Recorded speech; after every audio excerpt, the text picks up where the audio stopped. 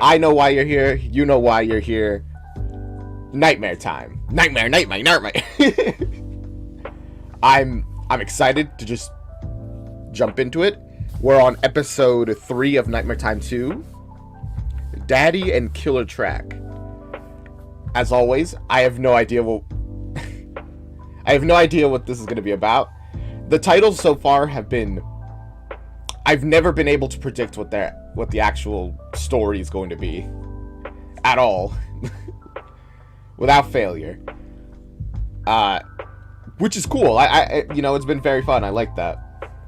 Everything's so unexpected, and you can never tell if it's gonna be like disturbing in a serious way or disturbing in a like kind of fun way, like jokey way, or ridiculous. It's Hatchetfield. Strange things happen all the time, and you never know exactly what kind of strange thing is gonna happen. But yeah, let's just. Lauren, don't go through every Nightmare Time character, all right? Well, Nightmare animatronic character, because we have a Nightmare Time to go right now. It's been a long time since I saw these episodes. Nice. I'm glad you got to experience them again with me. That's like the thing that I like about reactions, and that's why I like doing them as well. Experiencing stuff again through the eyes of somebody who has never seen it before. I think that's so cool. I don't know. Maybe it's just me. But anywhere, we will jump into this. Let me just take off the music. I have closed captions on. It was kind of like on automatically. I don't know if I probably should turn them on generally for people. Oop, let me give a like. Alright. You ready? Here we are, going into Nightmare Time to episode 3, Daddy and Killer's Track. And remember to like and comment and on the original video. Go watch it. Go support them if you haven't already. I assume you have, but if you haven't, please do so. Team StarKid deserve all the best. And yeah, alright. But maybe do that after watching this. I don't know. Let's jump into it.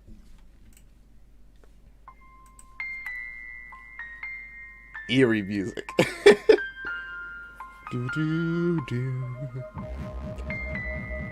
This sting. I feel like I say every stream, but this sting at the very beginning, like, I don't know if this is like Hatchetfield's theme. It probably is. It has ingrained itself into my brain. As soon as I hear it, I get like giddy with excitement.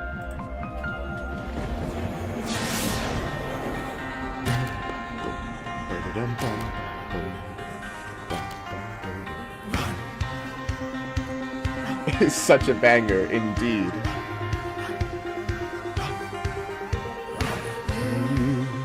You little runaway, you little runaway.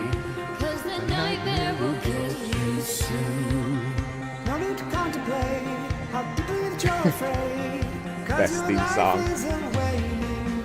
It's a matter of time, a matter of time. Jeff Lim. Hey, what was that? Wait, that face there. Wait, give me a second. I just realized something. Hey, what was that? Wait. Oh, that's the mask from the previous episode, wasn't it? The killer guy. He's not the Hatchet Man. The whatever, you know, that was that mask, wasn't it? Or puppet, I think. Right? I didn't pause it well. I don't. I can't be entirely sure. High, but I will find you.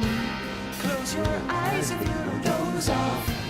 Hold your breath so I don't hear you. The trail of tears that you will leave me. Leave you straight to those who fear me. You can run if I don't catch you. The Axeman, thank you. Time is gonna get you.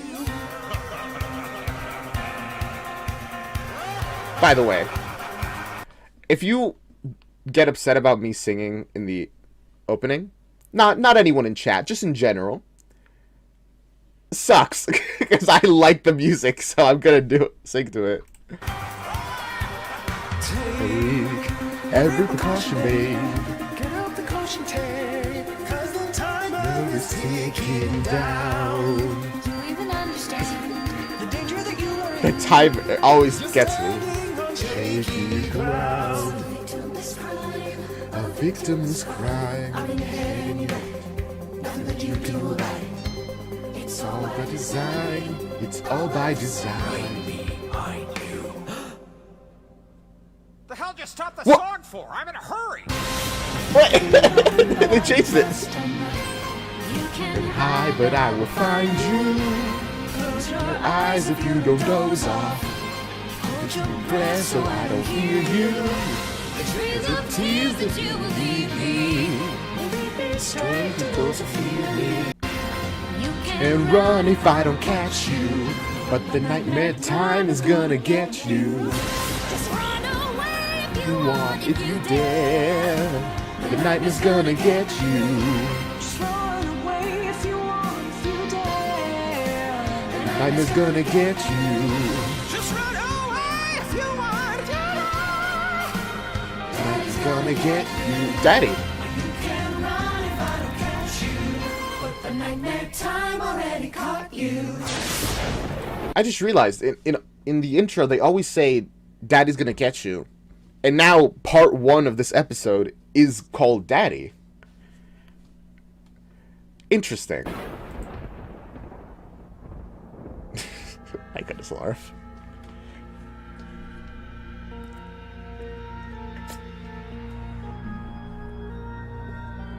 Daddy.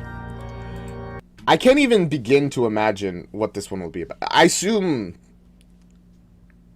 it'll be negative, but I can't even like begin to imagine what an episode called Daddy is about.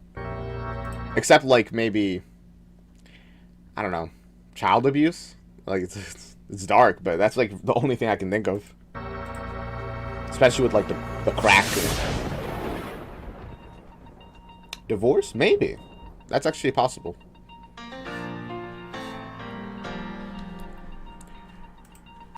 Actually, being about divorce makes a lot of sense because it's like the word daddy is like cracked. We're already getting like toys. This one's very strange, but also great. Oh boy. Classic. That's Nightmare Time in general, I think. Oh, whoops. I forgot to do something. It is for time to pass when That. Sorry, I was doing something in a moment.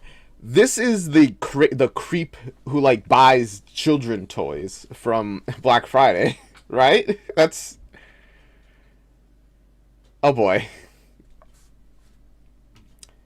Already off to a interesting start then. to pass when I'm with you. We could give in to nature's will, but there's still fire in you. Wait, I wanted to read that. Smile. StarKid, tummy, ponies, poop. I was trying to figure this one out, and I'm like, oh wait, no, it's upside down. Okay. Hail Satan! Hey yo, what? Why are you looking at me like that? Cause I'm young at heart, a youthful soul, a teenage boy at my very core. Just take my hand, we'll fight the winds of change. I'm young at heart, Magic the Gathering cards. what you saw, I I've actually been learning how to I've actually like been. I collect Magic the Gathering cards. Well, collect might be a big word. I buy them occasionally because I like how they look. I'm not this person though. Don't get it twisted. All right. Oh, that expression. Devil. Okay. A lot of like demonic symmetry. Like, well, not even symbols. It's just very like outright Hail Satan. The star. the pentagram. Yeah, the pentagram. A devil card. Oh my goodness. I used to play it a lot. I've tried to learn it. It's I understand like the basics, but playing it's like I'm not that interested. Magic Gathering. I mean.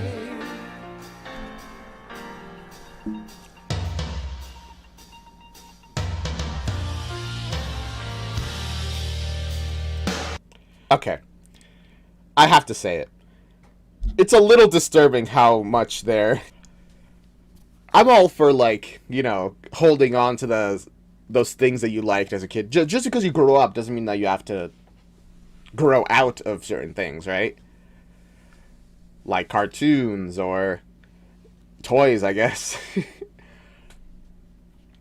But it is a little weird in the way that it's being presented so far. I have lost, the years have cost, but we're Am I crazy? years These... I feel like these are edited into the scene. Like, they're not actually there. They're like pictures. I don't know if I'm crazy or not, though. have cost, but we're still breathing. They're photoshopped? I think so. My voice still rings. Kind of psychopath eats fries like that. Blink. You still lay down your head. Hey, I wouldn't say that, Laura. Stand the test of time. Although they do have some vibes. I'll say that. 'Cause we're still the same inside. For free? A youthful soul, a teenage boy at my very core. Just take my hand, we'll never ever change. I'm young at heart. Wow. It's a very bad vibes. It's not no. To be fair, whatever people do in their own homes, as long as it's legal, and it makes them whatever, if it makes them happy, it is what it is. You don't gotta be normal. Like, what even is normal, right? He's in his own home, so it's whatever. You could play to be a child as much as he wants, as long as he keeps it to himself. A tortured soul, I carried her years, but my heart still goes. It's beating for you as the memories they fade. But I'm young and But also, this music is kind of, despite the visuals, the music is kind of hidden. so young and hearted. Put those toes away, man. 'Cause we're still the same inside. What? Huh?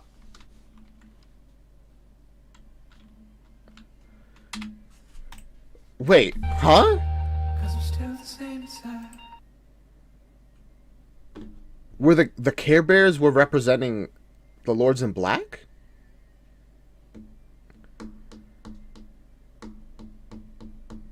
That's so interesting. Wiggly, Nibbly, Pocotho. I'm trying to remember their names off the top of my head. Wibbly, Nibbly, Pocotho. I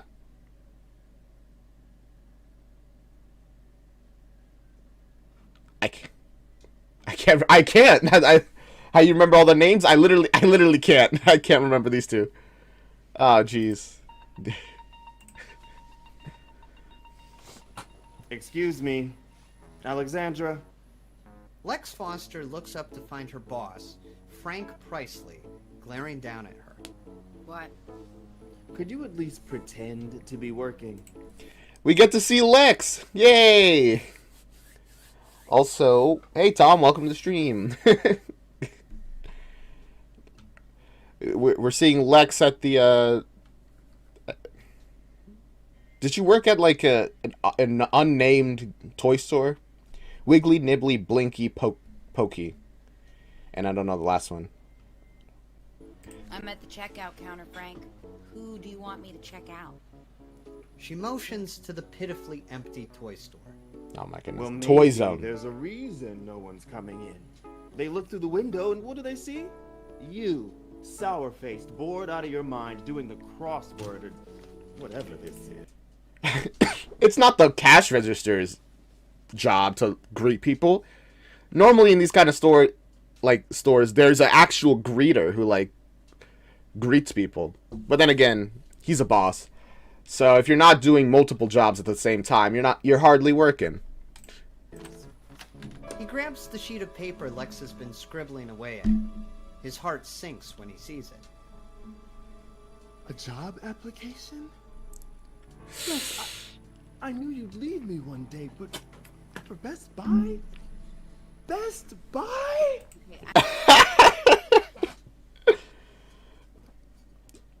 Filling out a job application at your job is crazy. Like I get it, but also that's wild. I'm not leaving. I need a second job because someone keeps cutting my hours. If you get a second job, how are you supposed to come in here and give 110%? When you're not in Toy Zone, you should be thinking about it, dreaming about it. If the two of us work together, we can turn this place around. Or you can throw it all away. You had a future here, Alexandra. Oh my gosh. Not 110%. I know, it's like... It's crazy how a boss will put, like, so much personal responsibility on just any other employee. It's just like, this is just a job for me. I have no interest in turning this business around or whatever. I just need money, and you're not paying. And the fact that they want you to, like, to have so much brand loyalty to your job, which, you know, in the past was more of a thing, but now, who would be loyal to a job that can fire you at any moment, right? Like, it's crazy. I don't think so, Frank. I don't even think you have a future here. And it doesn't have anything to do with me or you. It's just, why would anyone come all the way to the mall when they could just order the same shit off of Amazon? True. We don't speak that word. Don't even think about it. I can see you're thinking it. You know what? Just go. Take the rest of the day off. Seriously, you're cutting my hours? I'll pay you for your time. I just don't want to see you right now. Heck yeah, free, that's just a free payday. Let's go. Man, I guess business struggles without Wiggly. Was the toy just called Wiggly, or was it like Tiggly Wiggly? Ah, whatever. Without that toy to prop up sales, I guess they're struggling. Alright. Lex throws her stuff in her bag and heads for the door. Hey, you want me to pick you up an application for Best Buy? Oof. With all your retail experience, you might even make manager. Out. I want you out. That Dang. night, Frank closes up shop, alone. Tickle me, Wiggly. Thank you. I don't know. Not. Honestly, Joseph, thank you so much for being here. I would have zero But I would make so many references to things and be like, oh, that thing that I can't remember the name of without you. Only $49.95. What a steal. His footsteps echo through the deserted halls of Lakeside Mall. Oh. Store windows bear signs reading closed or out of business or liquidation sale. Everything must go. Dang. He remembers a time when Lakeside was the beating heart of Hatchetfield. Now, it looks more like a graveyard. Lakeside. Frank furrows his brow. Fucking Amazon. Is Lakeside... I thought Hatchetfield was like a city. Is Hatchetfield more of like an area? I mean, it seems pretty big. I don't know. Or is Lakeside like a street? I don't know. But it is sad to see like small businesses close down in an area. That's always like kind of depressing. Even if you didn't go to the stores in general, it's a little sad to see them, to see a landmark go away and get replaced, especially by like a big business, because my goodness, the money flows into them and then goes back to corporate and not back into the local economy. At home, he lugs his groceries into his rundown condominium. He heads for the kitchen, trying to ignore the stacks of bills and the envelope labeled "Warning, Final Notice." He removes a large dog bone from one of his shopping bags, smiles, and slaps his leg. Oh, he has a Hey, dog. buddy, Daddy's home. I tell you, buddy, the day I had. But the dog doesn't come, like it's done every day for the past 9 years. No. Buddy, come and get your bone, you lucky boy. Don't start this with the dog.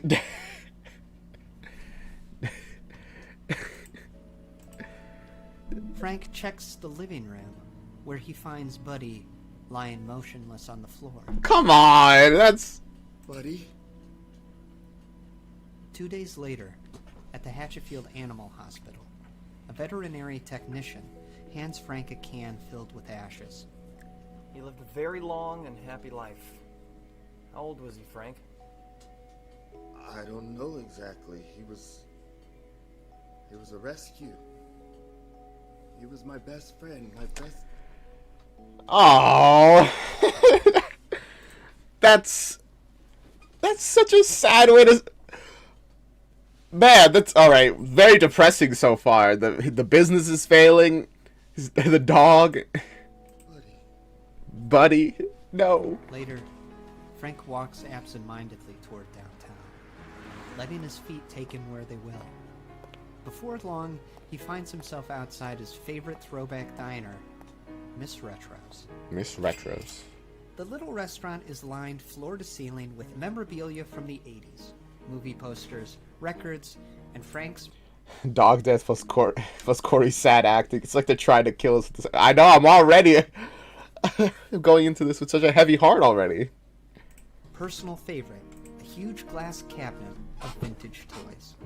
He admires a miniature lime green fortress with childlike wonder. An original Castle Grayskull.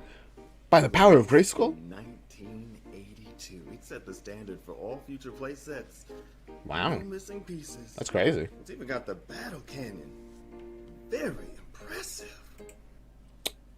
You can probably sell that on Amazon. Although, maybe we shouldn't say that, the A word right now. But you can probably sell it on, you know, for a pretty penny if it's in original state. The owner of Miss Retro steps out from behind the counter, smiling and wiping her hands on her apron. Wow, you sure know your toys. That I do, Miss Holloway. Oh, Miss Holloway. Hey, Frank. What'll it be? The usual? No, I'm fine. I was just in the neighborhood, and I really don't know why I came in. Is everything okay, Frank? Oh, man. So this is what Miss Holloway does on her. Miss Holloway is the one that helped Hannah, right? They like went into her mind. I guess we know what her day job is outside of helping like youths.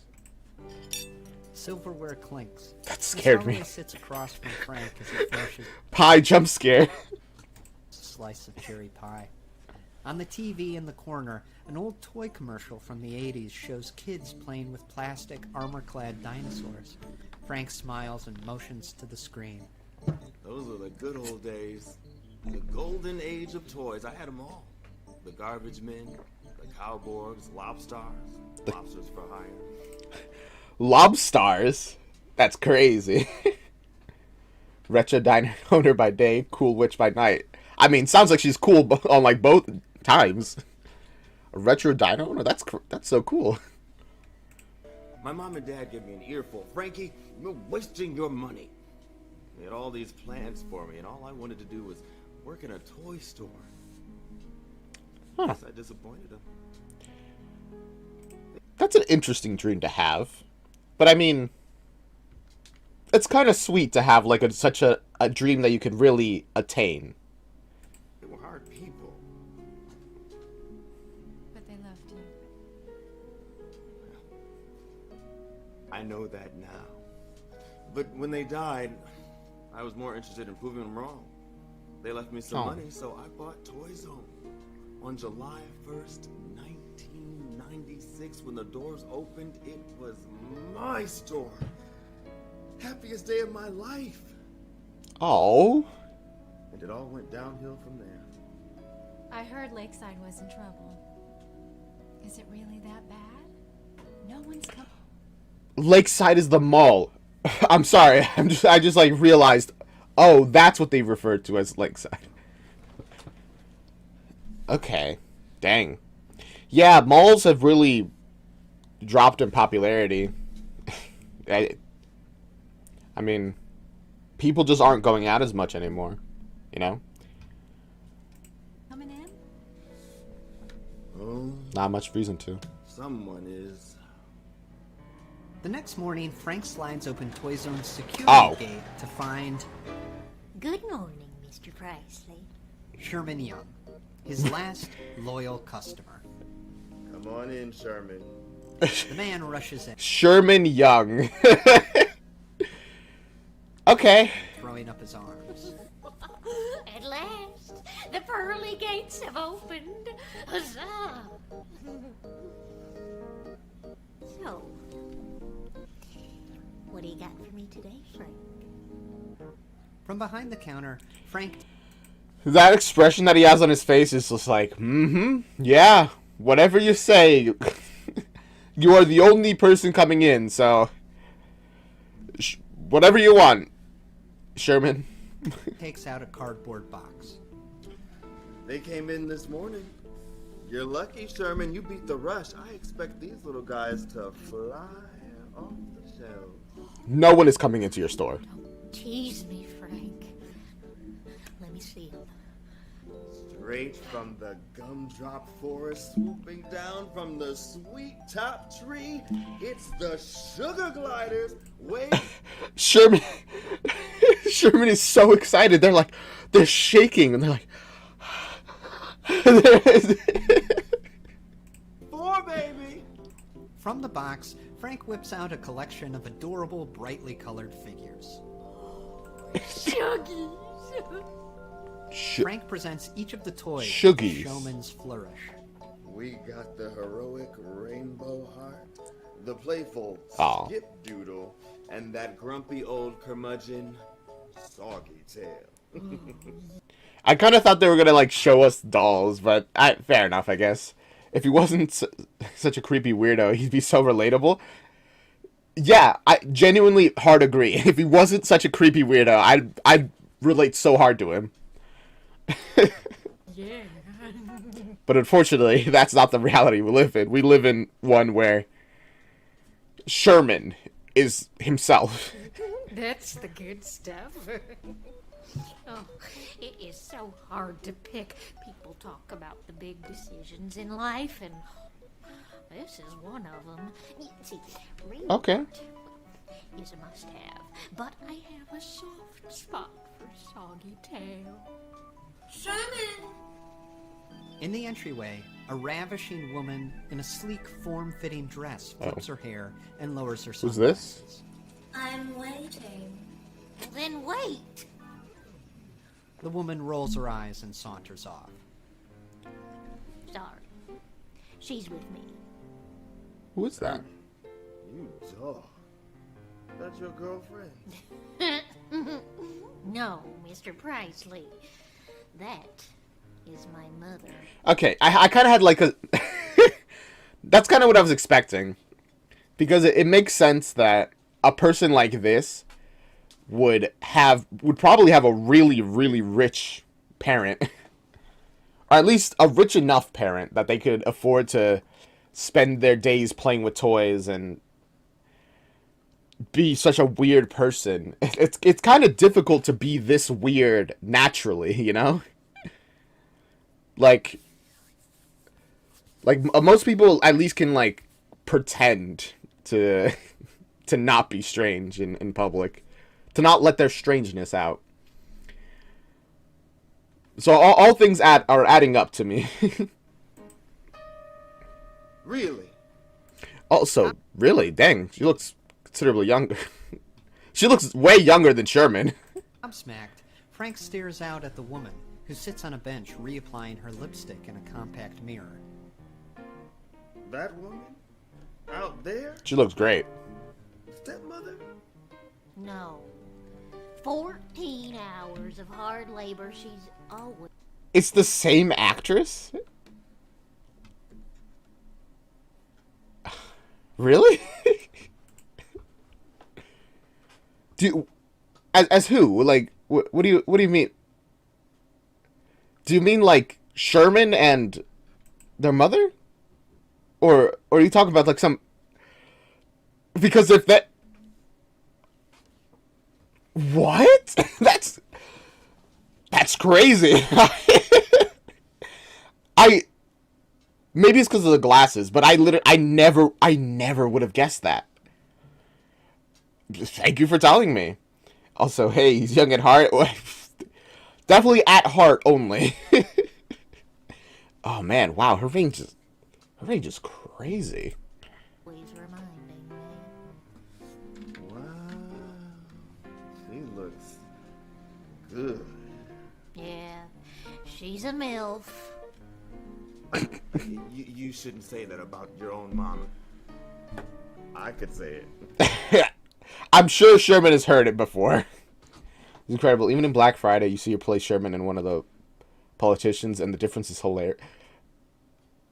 I can't even think of what you're saying. I feel like I can't even think of who you're talking about, because Sherman was like such a unique person. They feel like different from everybody else. Mr. Priceley. Are you attracted to my mother? I'm just saying she looks good for her age. I don't know what age that is, but... Just imagine. Her I don't know, maybe her youth is due to some dark black lord magic. We do know that the rich folk of Hatchetfield are a little involved with the cult of the Starry Children. Starry-eyed children, I think, right? Yeah. I don't know. If you two ended up together, you know what that would make you, Mr. Priceley. That would make you my daddy. And instantly, all his like interest is like gone. He's like, "Oh wow, she's hot, but she's not that hot." That'd be fun, wouldn't it? Yeah. Here we go. Well, she's all alone in the world. Oh. Don't know why. She's loaded. Loaded? Yeah. How do you think I afford all these toys? We're working on curbing my spending habits. But just look at these shuggies, huh? Oh dear, Daddy got her. Good luck. Yeah, I get. Oh boy. You know, maybe I should put it on screen for that little. Nah, maybe. Oh man, so 2 daddies are at this point. Interesting. Let's hope that doesn't go too high after this. Frank Priceley smiles, putting on that salesman charm. But also interesting that she's attractive and now also rich. 2 very good reasons to go after for him to, you know, try to get a relationship. You're right. They're all vital to any self-respecting collector. I mean, you can't break up the Sugar Gliders. They're a team. No, a family. Ah, so true. From atop the sweet top, the Sugies go gliding, riding the rainbow. Adventure awaits. Their hearts are glowing, the Sugies are showing the magic of family, 'cause love conquers hate. Sugies are gliding, they're soaring above. He's a good salesman. Sugies are riding on skin flaps of love. Skin flaps? Oh, what the hell? What a bad. I'll get them all. What a interesting choice of words. Later, Frank. But man, good salesman. He knows what the client wants, even if the client doesn't want it. It's the final item in a mound of packages. So that's all the dolls in Wave 4. The Sugarmobile and the Sugar Copter, the Sweet Top play set, and last but not least, Count No Good and his No Good Goons. Your total comes to $397.27. This man is living every child's dream. Because having one of the toys is never enough. You get one toy. I mean, I barely ever got one toy at even. But when you get that one toy, and then you see all the accessories that could come with it, and you know you're never going to get them, and how fun it would be to have them, he's living every child's dream as a creepy, middle-aged, potentially middle-aged guy. Imagine being a random guy passing the store as this happens. It's Hatchetfields. I'm sure they've seen weirder stuff. Sherman's mother stands at the register, frowning. Sherman, what have you done? Don't shame me. I could never say no to that face. Yes. Okay. Milf ever. Don't say MILF about your own mother. I agree with Frank on this. Don't say that. But also, I'm like looking closely at them. And I'm like, okay, yeah, they are the same. They are the same actress. I'm like, that's so. She takes out her wallet while Sherman snatches up. But if you hadn't told me and I hadn't like started paying attention, it would have taken me a while to actually notice that on my own. The toys and runs from the store. Well, I sent him in with explicit instructions, one toy, and here I am walking away with $400 worth of flying squirrels. You're quite a salesman, Mr. Presley. Hey, if you got the money and it makes you happy, why not? It was something to see. You were so full of life. Oh? I've been missing that kind of passion. Here you are. Okay, maybe she's interested too, actually. Okay. She hands him a stack of bills. Oops, it's only $400. You gave me an extra. Consider it a tip. This isn't really that kind of place. Well, then you simply must let me have you for dinner. Would Friday at 7 o'clock work? I don't want to impose. Please. Well, that was easy. Talks about you all the time, Mr. Priceley, Mr. Priceley. I feel like you're part of the family already. My address is 13 Conifer Lane. 13 In Pinebrook? Conifer Lane. Pinebrook. Remember, 7 o'clock. Don't keep me waiting. I don't know if these exact locations are gonna matter, but I'm trying to reserve them to memory. What did they say again? Bookpine? That Friday night, Frank's junky Ford Taurus pulls up to the towering iron gate surrounding 13 Conifer Lane. There you go. He rolls down his window and presses the intercom. Hi, Frank Priceley. I'm here for dinner. Man, a gated community. I'm not surprised. The intercom crackles and the gate screeches open. Frank guides his car through the estate's winding Actually, no, not a gated community. A gated, like, home. Okay. Yeah, they have money. driveway to a monolithic stone mansion. But now I'm worried. Now I'm worried about what's their intentions. Is this really just like a date? Or...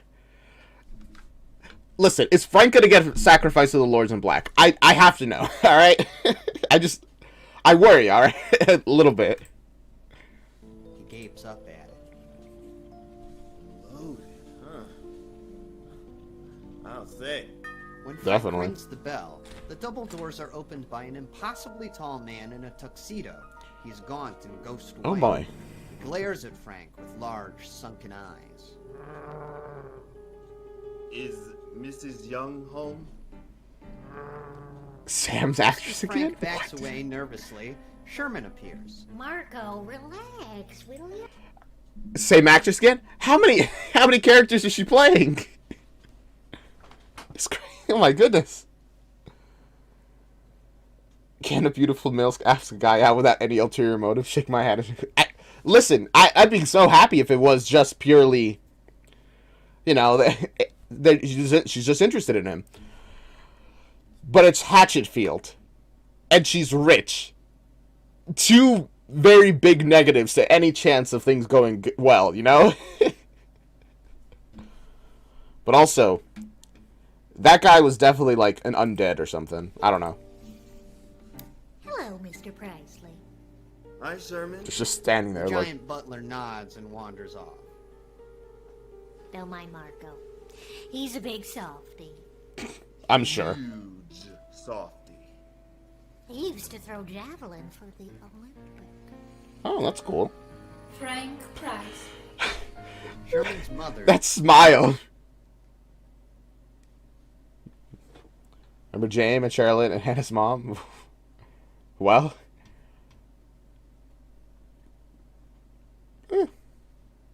Sends the grand. I don't remember, to be honest. Hannah's mom, as in like the one who like was drinking and a ton, and Jade and Charlotte. Interesting. Grand staircase in a sparkling black evening gown. Welcome to my home. At an ornate dining table, Frank chews a piece of mouth-watering You're right. Yeah, a lot of mom rolls. I hadn't really taken note of that, but yeah, it's true. steak. You are some cook, Mrs. Young. Please, Frank, call me Sheila. And Sheila. I don't cook. I just eat. Yeah, I would have been really surprised if she actually cooked this food. When you're that rich, just hire somebody to do it for you. They'll probably do it better. But I will send your compliments to Marco. He takes Oh. very good care of us. Margo cooked this. After dinner, Sherman throws open a set of large double doors. Ta-da! Oh He boy. flips the light switch to illuminate a cavernous room with rows upon rows of glass cases. Inside is the most extensive array of toys Frank Prisley has ever seen. I'm imagining what they're saying, and that would be kind of epic. Yeah. Well, it's a work in progress. No collection is ever truly complete. In awe, Frank hurries from one case This room, off the top of my head, is probably thousands of dollars worth of toys. to the next, until he spots a shelf of vintage toys that he himself collected when he was a boy. He gawks at one figure in particular, held aloft on a rotating pedestal. Okay. That's a gold-plated chrome star, mint in the box. That's the holy grail of Cowborg toys. Cowborg. What a series. I like the little alternate history stuff we get about this world and their and their stuff. I knew you'd appreciate it. You're the only one who does. You know what they say. Growing old is mandatory, but growing up is optional. True. Growing up is for poor people, Frank. I mean, okay. Also technically true. Right. Well, this is beyond impressive. Yeah, well, Mother says she spoils the men in her life. Does she now? Later, Frank. Okay.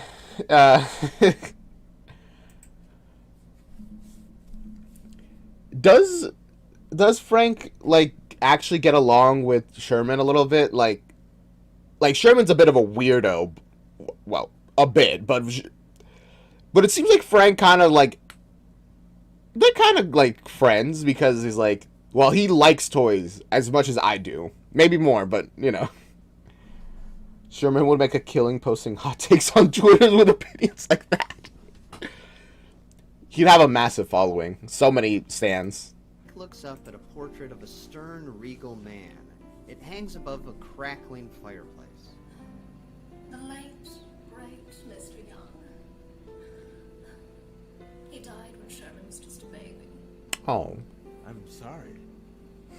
Was he sick? No. He was murdered. Like, It's like, oh no, he was murdered. Drink. X. I'm not gonna call Twitter X.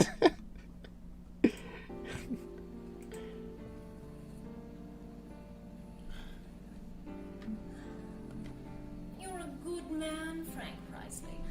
My son adores you. Frank Priceley. I've become quite a fan myself. Hey, you're not so bad yourself. That salesman charm. Frank, I may not look it, but I'm too old for games. We both are. Oh, I have this big house and all this money and... That music in the background, the moment she said, I'm too old for games.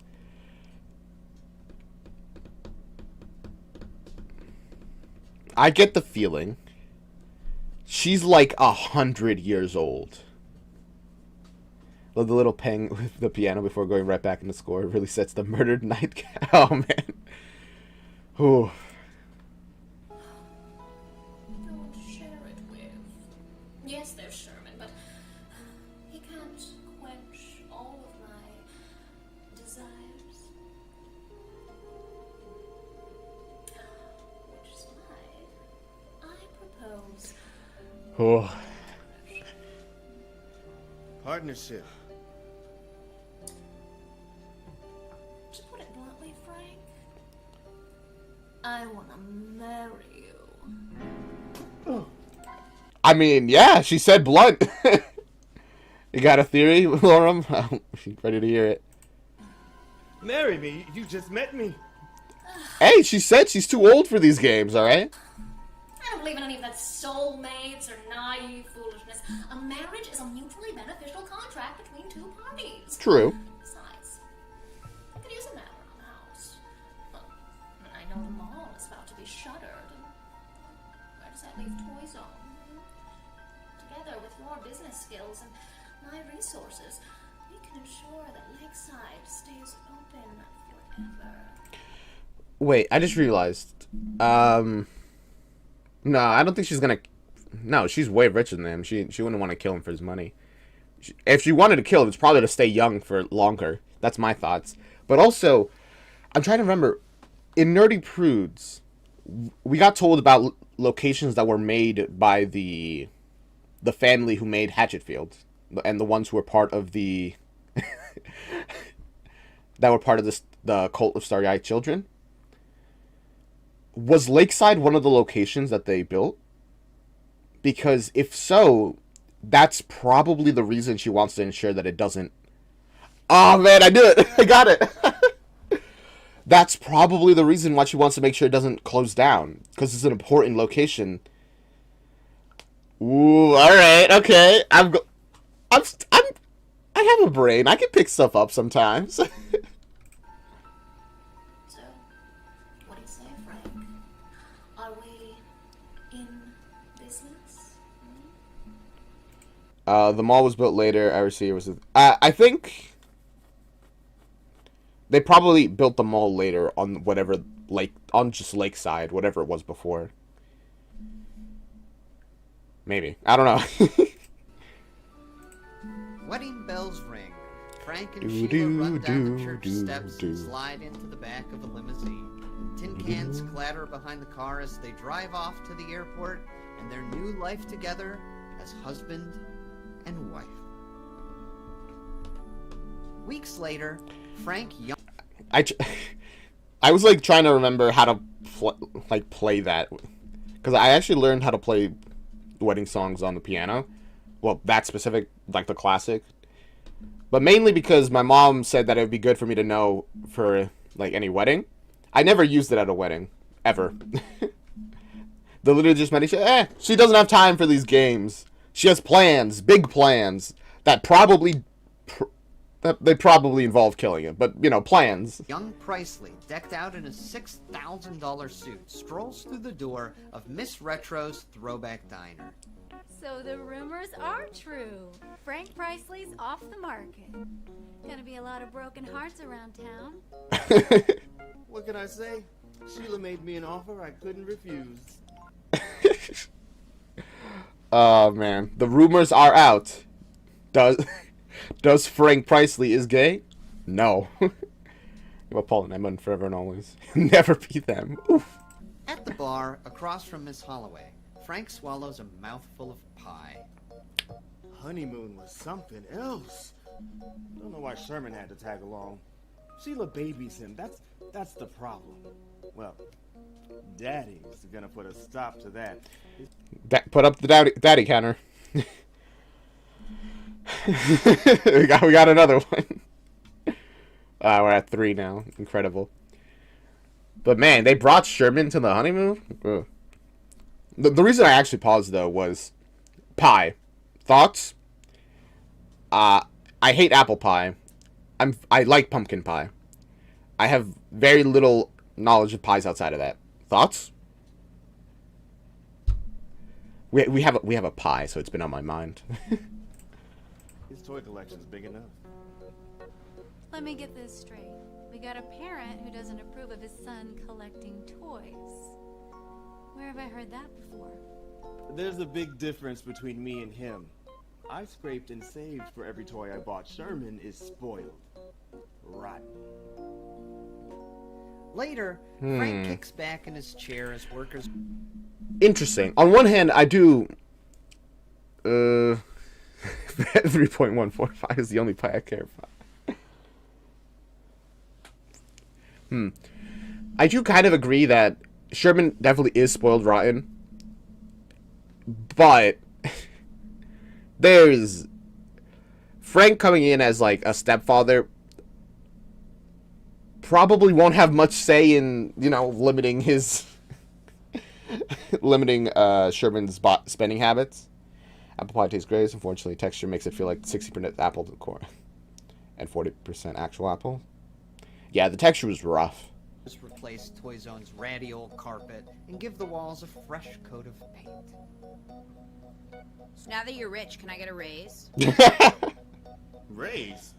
What happened to your promising career at Best Buy? All the positions are filled. Dang. That Your sucks. dazzling resume didn't catch their eye? Okay, forget it. I believe people get what they deserve. So, I will give you that raise, Alexandra. When you prove to me that you deserve it. Gosh dang it. Whatever. She's just trying to make it, you know, Lex straight shooter her respect her for that. I mean, yeah, like... it's not her fault that she was trying to get a job at a business that wasn't failing. How could she possibly have predicted that you were going to get lucky and marry Sheila and like bring back the toy store. Poor Lex. She walks off. Frank smiles. I'm a disciplined daddy. The next day, Daddy counter. Frank descends the grand staircase of his new home to find the whole place filled with balloons and streamers. He scratches his head. Huh? In the kitchen, Sherman sits at the breakfast table. Sheila sets out another bundle of balloons as Frank walks in. Good morning, Daddy.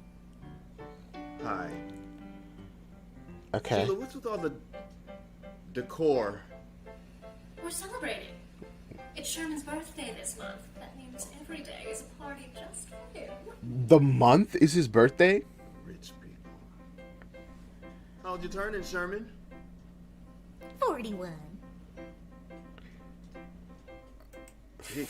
41? Frank, never say that again, please. How old is Sheila? Like, on the most disturbing minimum, like, is like at least, it's pretty young. So that would put a minimum. She would be like 50, like 55, which is minimum and also unlikely. More likely is that she is like in her 60s to 70s. She looks good for her age. I got to give her that at least. Big boy. Mother, I will have a bowl of marshmallow charms for breakfast now. Of course, baby. You can have anything you want. Happy birthday to me. Marshmallow charms? What kind of breakfast is that for a grown-ass man?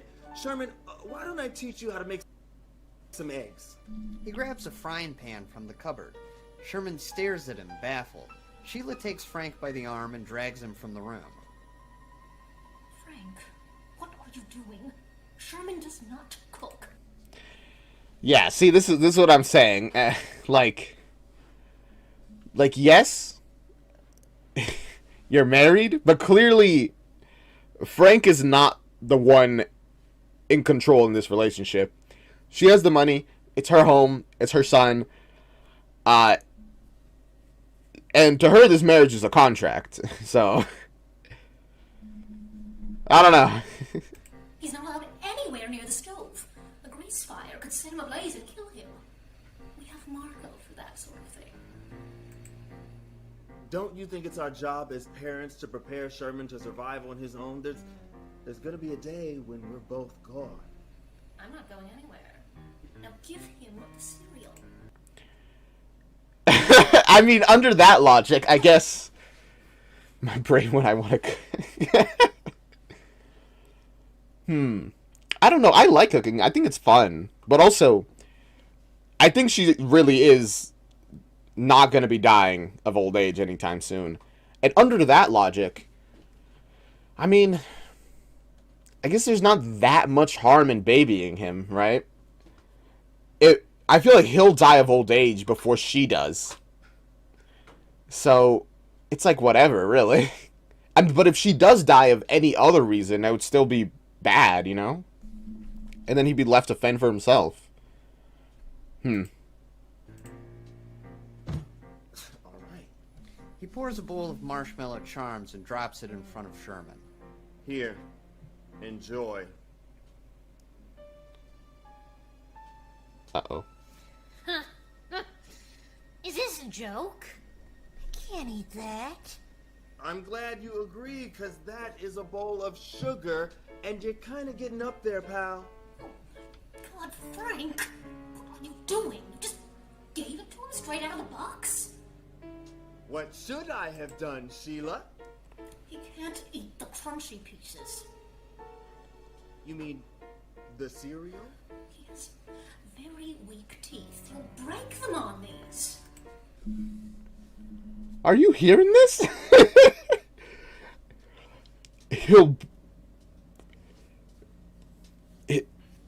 he has fragile bone syndrome or something? What is? My goodness. Also, I'll be real. If I was Frank, they'd have to hold me back by force. Have to hold me back by force now. I'm listening to this. I'm baffled. Also, about cereal, I like sugary cereal. I'll just be straight up. I don't like sugar that much in general nowadays, but I do still like sugary cereals. But the best part of those cereals is not the sugar part. It's the cereal, in my opinion. I'm just saying. And that's crazy. Pick out the hard pieces and throw them away. Usually Marco does this, but now you're going to. Are you serious? Yes! And unless you want to see me furious, you'll fix the damn cereal. Frank opens his mouth, ready to lay down the law, then relents. Okay. Your house, your rules. That's what I'm saying. After 20 minutes of rummaging through cereal, removing crunchy pieces, Frank plops a bowl in front of Sherman. Thank you, Daddy. Sherman begins scarfing it down. Sheila runs a hand down Frank's back, nuzzling her head against his shoulder. I'm sorry I was harsh, Frank, but you have to understand. He's my son. I'd do anything to make him happy. I get it. Sherman can eat all the garbage he wants, and when his body falls apart, you got plenty of money to fix it. True, actually. So glad you understand.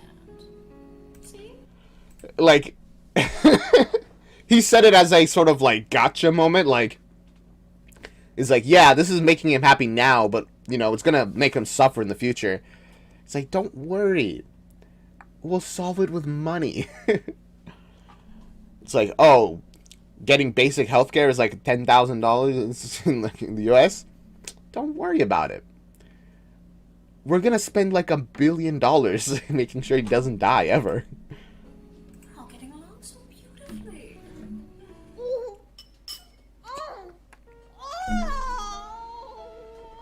Sherman hurls the bowl across the room.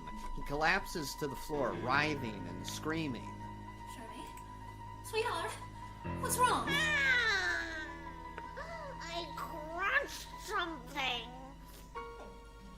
God, Frank! You left in one of the hard pieces? What have you done? Frank has to be shocked. He's like, oh my god, it's real. It actually hurt him. Hours later, Sheila and Frank stand in the waiting room of St. Damian's Hospital. The nurse on duty, Becky Barnes, flips Hey, Becky through a Barnes. chart. Okay, I've got good news, Mrs. Young. Sherman's teeth are just fine. Oh, really? And how would you know? I want to talk to a doctor, not the hospital floozy. Doctor, tell you the same thing, ma'am. Now, we'd like to get Sherman out of here as quickly as possible because this is the pediatric wing and he's a grown-ass man. Later, Frank and Sheila wait outside the front end. Okay, so he didn't actually break his teeth. The fact that it hurt him, though, like actually hurt him is crazy. Or was it like psychomatic, where he's like, he just crunched something so he thinks he got hurt? I don't know. Well, that nurse was an idiot. Did you see the way she talked to me? I'm never coming back here again. Sheila, Sherman's fine. Fine? You sound like one of those so-called doctors. A tiny, microscopic piece of his tooth could have broken off and gotten into his bloodstream and killed him. I think you might... Also, that just wouldn't have killed him, period. Even if... Okay. Even if, like, a microscopic piece of his tooth chips off. It would... Even if it somehow, in some way, got out of the digestive system of your mouth, throat, stomach, and into your bloodstream. If it's microscopic, that just isn't enough to actually, like, kill you. What is this? Just maybe... the overreacting? Don't you dare gaslight me, Frank. You almost killed our son. Or in big trouble, Mr. Big trouble. Yeah, people literally swallow their teeth on accident quite often. Yeah, that's what I'm saying. But also, gaslight, my goodness, ma'am.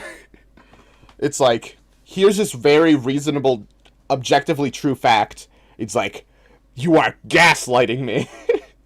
Also, wasn't there that one dude who ate entire knives or how many long times survived? The first, I don't know how many. Probably, yeah. There was also that guy who ate a plane, piece by piece.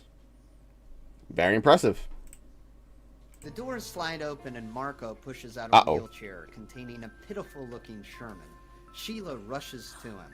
There he is, my brave What? boy. Your birthday's in 3 weeks, Sherman.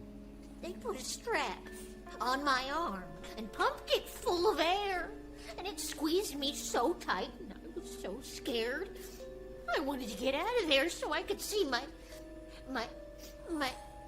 Mommy's here. daddy.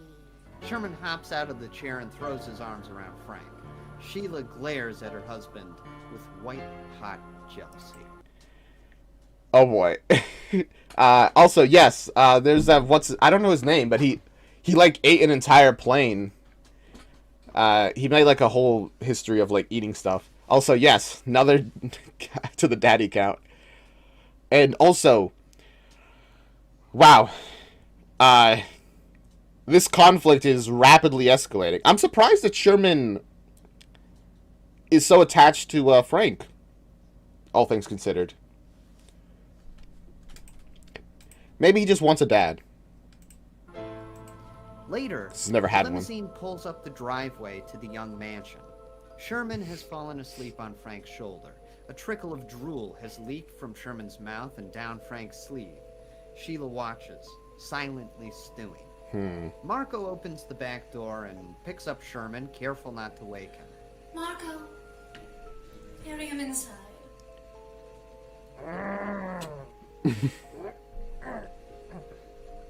They go. There they go.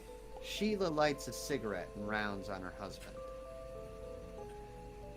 I bet you just loved that. What? Having a grown man drool all over my shirt?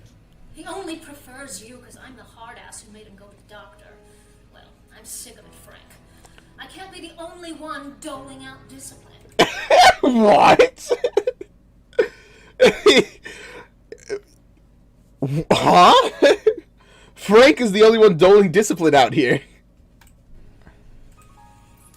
You're not allowed to sleep with me tonight. Fine. I'll sleep in one of the other 20 rooms. Oh, no. No, you're not. Oh. I don't know where you're going to sleep, but it won't be under my roof. Oh. Good night. She slams the front door and locks it behind her. Sheila? Sheila, come on! Open up! It's getting cold out here! Well, that's a little harsh. But I know it's ridiculous. But I know people like this, which just makes it so infuriating. Yeah, no, there are parents who just like are actually incapable of taking any like sort of responsibility for the way they've raised their kids. Thunder booms overhead and rain begins to fall. Also, I think I need to drop the quality down to 360. Sorry. Give it a moment. Frank is drenched. Great! You know what? Fine. I'll get a hotel. Soaked and Oof. shivering, Frank trudges through. Does he still have access to all the money? Because if so, then he should be fine. If not, then I hope he has money on him. Mud to the property's front gate. When he gets there, it's shut tight. Bro! How do you open this thing? That's not He fair! looks up at the gate. 12 feet of iron with some nasty-looking spikes on top. Without much of a choice, he takes hold of the bars and starts to climb. He gets halfway up when his foot slips, and he crashes back down to the ground. Youch! God damn it! Later, Frank sits huddled beneath a tree, trying and failing to stay dry. There we go. Coughs and shudders. Daddy counter's up here. I can't feel my hands. I can't feel my hands. Frank looks back to the mansion. He circles the perimeter, trying all the windows on the ground floor. They're locked and barred, every one. He looks up. That's horrible. My goodness. Sherman's bedroom. He grabs.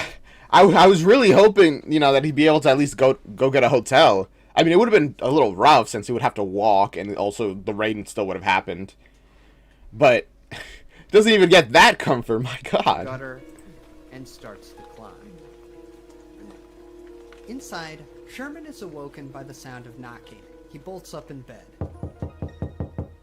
Peter Pan? Sherman rushes for the balcony doors, Sherman, you're a little late for Peter Pan, honestly. where he finds a dripping, worn-out Frank. Sherman, open up.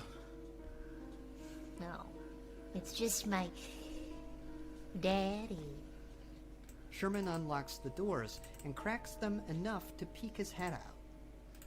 Oh, thank God. Let me in. I don't know. What do you mean? Mother left you out there for a reason. She'd be pretty PO'd if I let you back in. P.O.'d? Frank plows past Sherman. He storms down the hallway, fuming. He kicks open the door to his bedroom. He heads for the closet and starts cramming clothes into a suitcase. As he does, Sheila appears in the doorway, sipping a brandy. I mean, I guess that is a being left outside in weather where you can actually get like you know, genuinely hurt from the cold. That would be a little bit of a breaking point for some people. For me, I wish I said it would breaking point, but it probably wouldn't be. Excuse me. What do you think you're doing inside? Packing. Packing? What do you mean packing?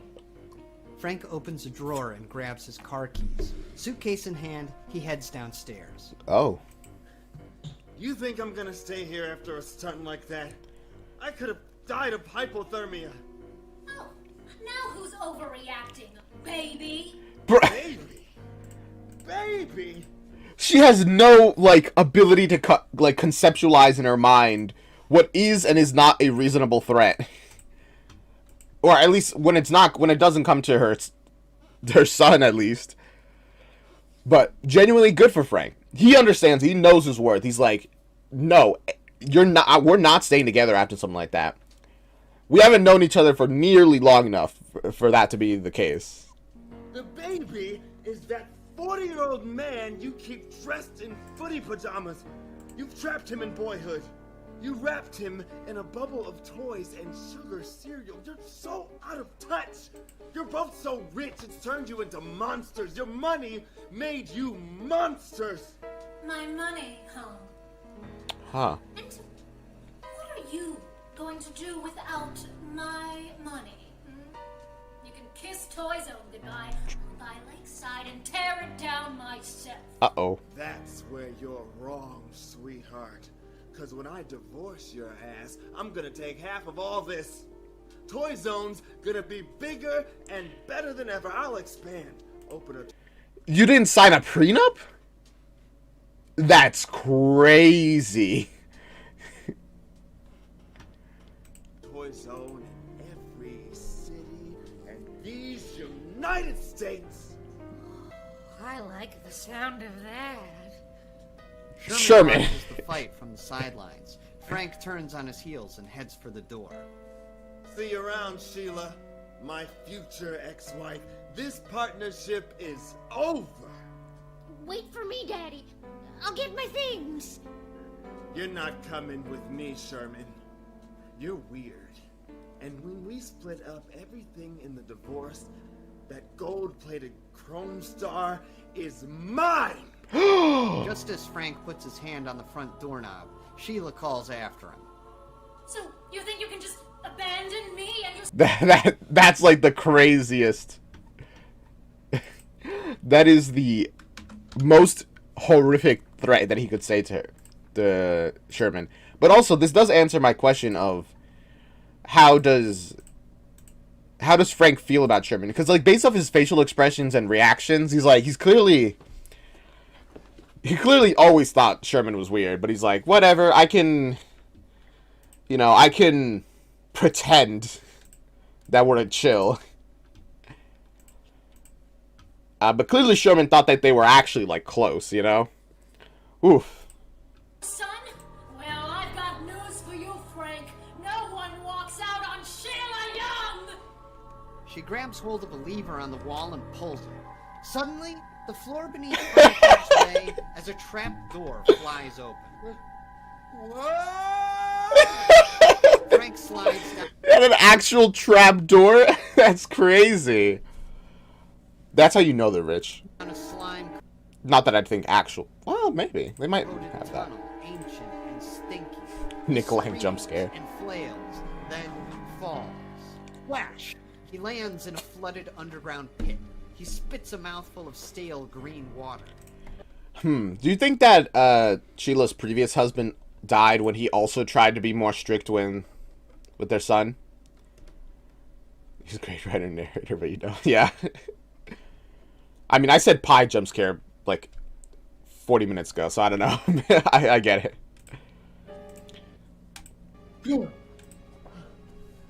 Wait, where is he? What? Panicked, Frank finds himself in some sort of ancient catacombs beneath the house. He feels something scurry past his arm. Dozens of furry shapes Ooh. paddle through the water. Rats. Oh, God. Oh, dear God. A voice echoes down into the subterranean hell. Goodbye, Daddy. Oh, The Sherman knows trapdoor about this, huh? closes, and Frank is left down there, in the dark. Is this a literal dungeon? Do they just have a dungeon? Sherman comes to his mother, sheepishly. He was a bad daddy, wasn't he, Mother? Yes, baby. Just like all the others. The others? The huge, gaunt man appears from the shadows. Frank Priceley needs to disappear. See to it, will you? Okay, so so this isn't the first. Interesting. I mean, I guess it's not that surprising. It's she has needs, and and there's tons of people who I'm sure would be willing to get with her, but a lot of them wouldn't be willing to deal with Sherman. Sherman is quite the deal breaker. Underground, Frank finds a ledge and pulls himself out of the water. He can just barely make out the shape of a long stone hallway. Oh. Oh, no. Oh, no, this can't be happening. It's a nightmare. Nightmare? It's a nightmare. Nightmare time? Clop. Frank hears shambling footsteps in the dark. Hello? Who's there? Hello? Suddenly, a figure rushes out, grabbing hold of him. Oh gosh! You have to get me out of here. I'm in a hurry. What? Who are you? My name's Barry Swift. I'm down here for I don't know how long. I tried to run from her, and that huge man threw a javelin right through my leg. They sewed me up, but I think it's infected. I have to get to a doctor. Quick! Frank looks down to see the man's crudely wrapped leg and understands. We finally learned his name. This man is in a hurry. Now we know why he's in a hurry. Well, at least in this time we know why he's in a hurry. But he's always in a hurry, Barry Swift. My goodness. Why he's in such a hurry. It's caked in dried blood and oozing pus. Frank does his best to calm the man. It's all right, Barry. Is this the previous husband? Why don't you lay down? Frank leads him to a dry spot on the floor. He rips off his jacket, bundles it, and lays it beneath Barry's head. Stay here. I'll try to find a way out. Thank you.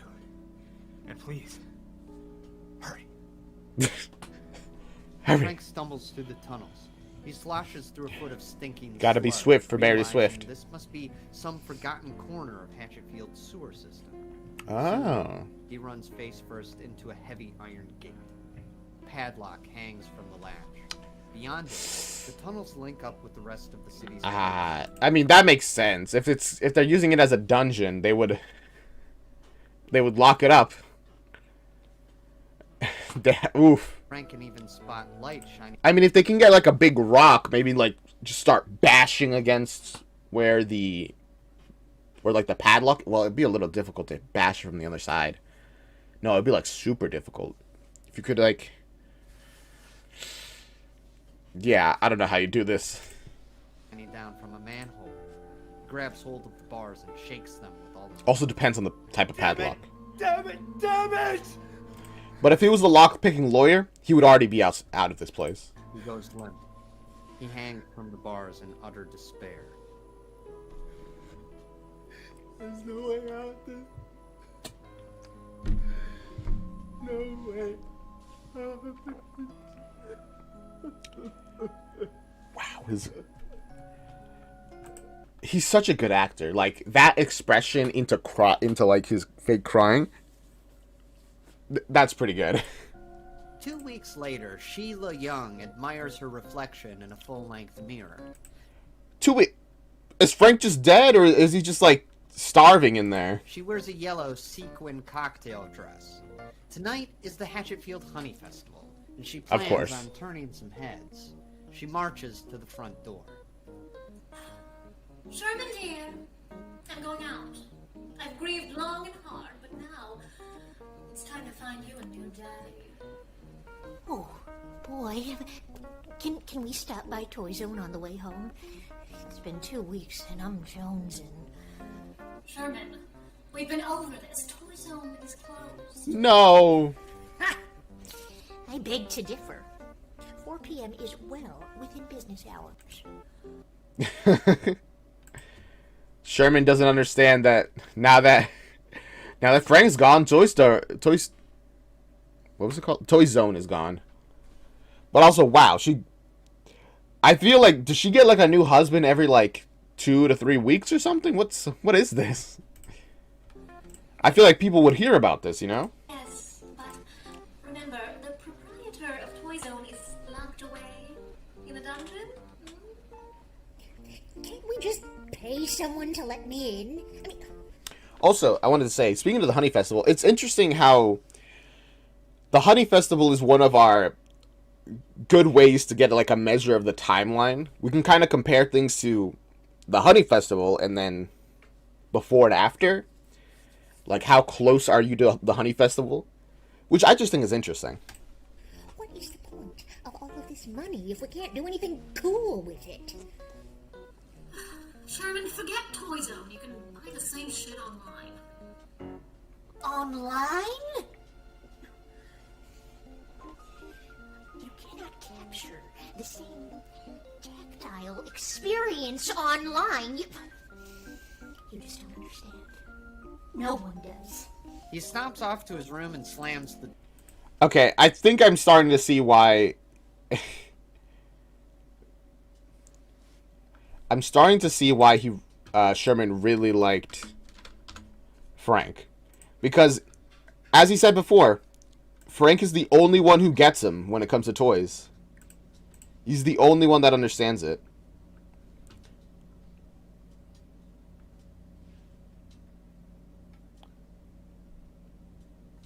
It's the Feast or Famine tune in the background. Door. Sherman! Don't be a poo! A poo? Beneath the house, Marco descends a winding Also, welcome to the staircase. stream, Latios At Blue. the bottom is the entrance to the dungeon. He removes a large ring of keys from his pocket and unlocks the metal door. Waiting on the other side is Frank. He's haggard, wasted away. I mean, the way that I thought things were gonna go down is that he falls down there after Marco gets told that, you know, they got to deal with Frank. I thought Marco was gonna go straight down there, try to kill him. Frank was somehow gonna get out. Although, I guess it makes sense to just leave him there. It's not like he can escape. Just let him die. Marco drops a tray of moldy food and kicks it to Frank. Huh? The giant slams the door shut and ascends. That's actually way more confusing. Why? Why feed him at all? Is the point? The point is just to get rid of them, no? Why leave him as a person who can live. Side note, but I like how Marco doesn't blink at all. Must be tricky. I haven't even noticed that, but now that you said it, you're right. I haven't actually seen him blink. That is crazy. It's the stairway. How do they? Oh wait, no, he just blinked there. Never mind. You gaslighted me, Tom. I believed you. The meal to Barry, who lies. I think he just tries not to. I think she just tries not to blink as much as possible. Rain on the cold stone floor.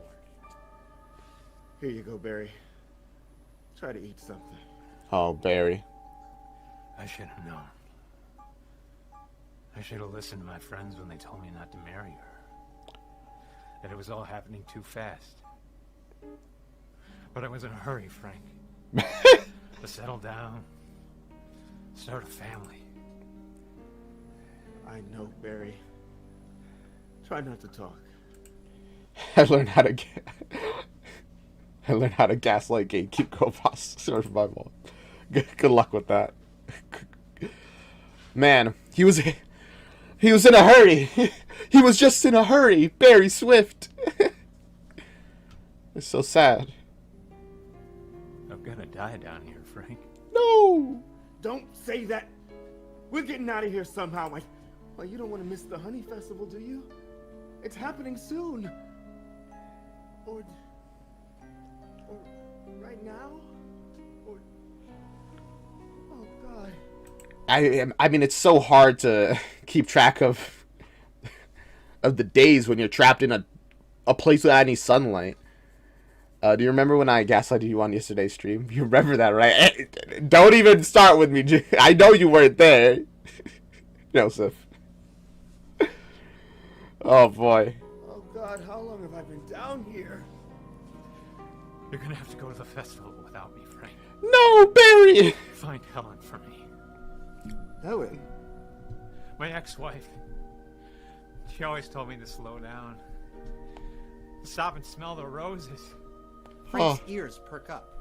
He hears footsteps descending the staircase. Helen. Coming. Barry. I could just vouch for rest, Joseph. I was looking around. No, I was supposed. Don't even start with this gaslight campaign, alright? My goodness.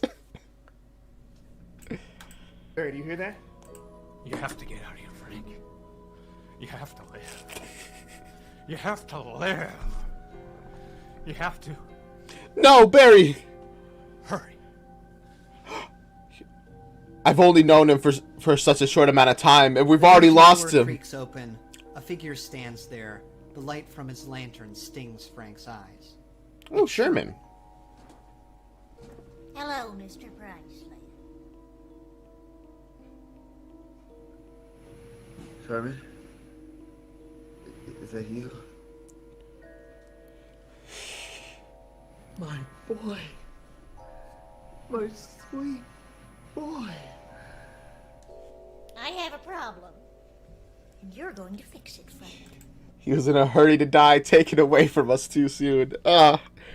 If only he slowed down. Frank. Don't call me that. I know your mother and I are in a fight right now, but no matter what, I'm always gonna be your dad.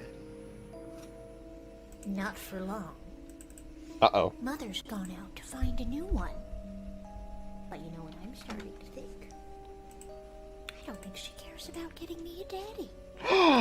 She just wants a big old shot of vitamin D.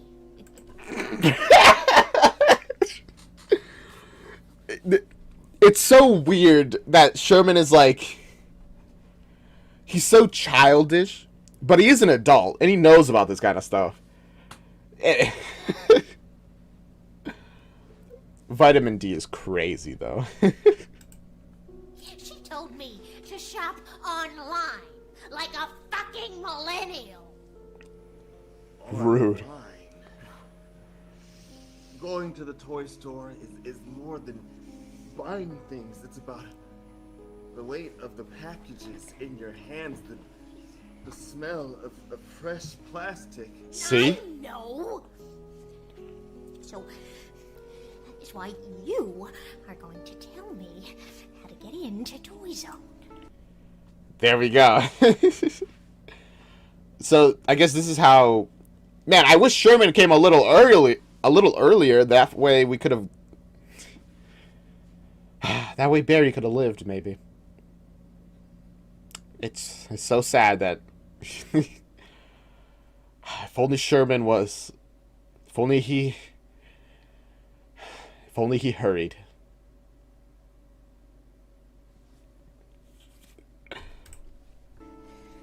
Also, again, I wanted to say another sign that as different as they are, they really are similar in that buying toys. They both.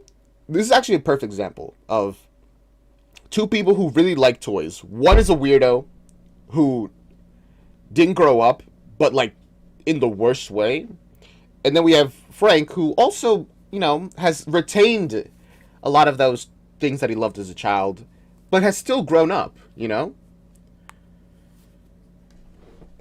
It's very interesting dichotomy that we have here.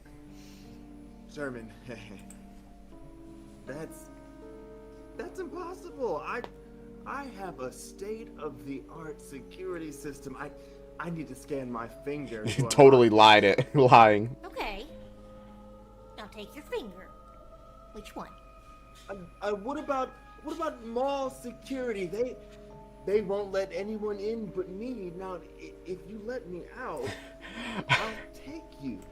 So good thinking there. It's like, oh gosh, right? That Sherman's crazy. He really will just take my finger.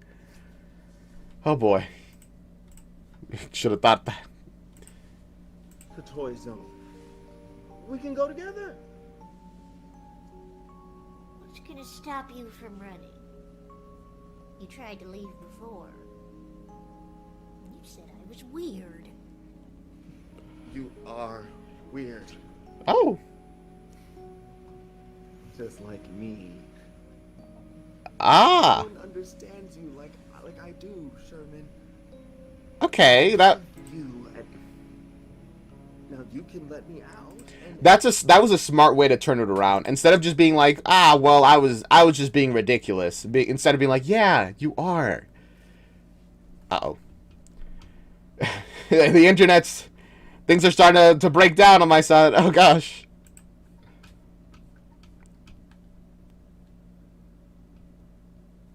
Sorry about that, guys. Things are getting rough. Wait. What happened? No, don't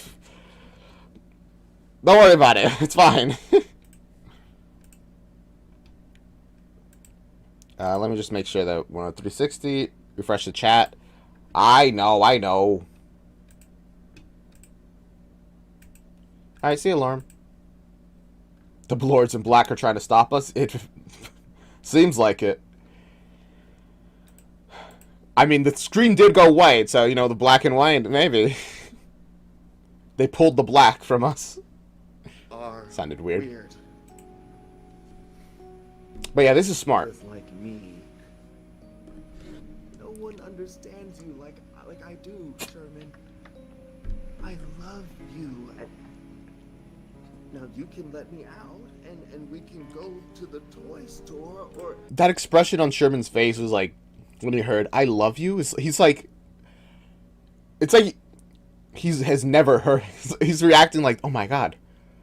That's the first time I've ever heard those words.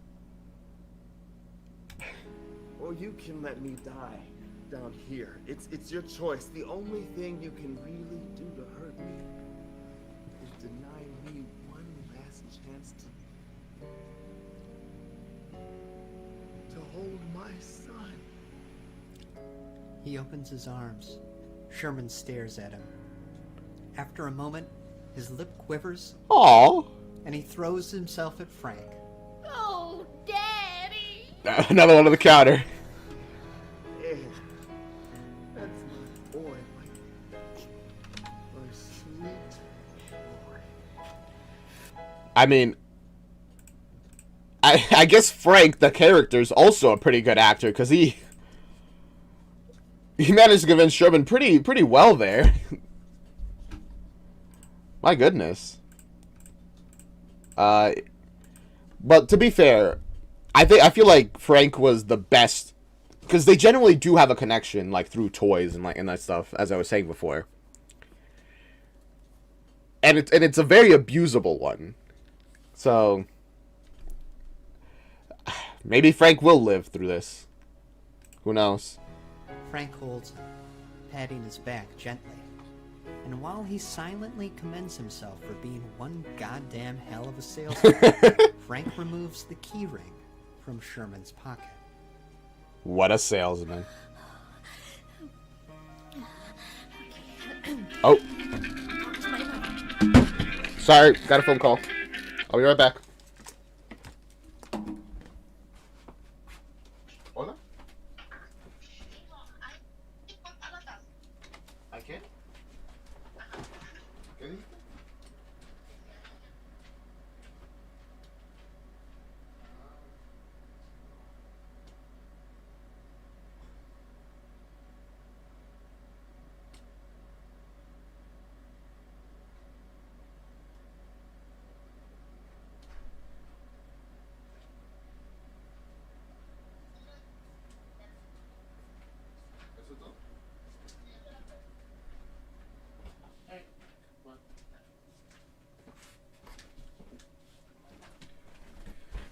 So sorry about that. What a fitting line to pause on. I'll talk to my mother. Whoa, you're right. Wait, that's literally what I was doing. That's actually perfect. Mother, I'll tell her you're the only daddy I Daddy counter. Toy Zone. Oh, here I come. Sherman races from the dungeon and scampers up the spiral stairs. Keys in hand, Frank shuffles to his fellow prisoners, shaking them. Barry! Wait. Got him! I got the keys! We can unlock the Wait, is Barry alive? gate to the sewers! We're getting out of here, Barry! Barry? Oh, no. I was wrong. I was right. Frank shakes him again. No response. He checks for a pulse and doesn't find one. Oh no. Come on, I'm not gonna let you rot down here. Frank takes hold of Barry. Come on, Barry. Lifts him onto his back. One way or another, we're getting out of this hellhole. Woo. Up in the house, the front doors burst open. Wait, Sherman, I'm home, and I brought someone I'd like you to meet. am I... I just adore him, and I know you will too.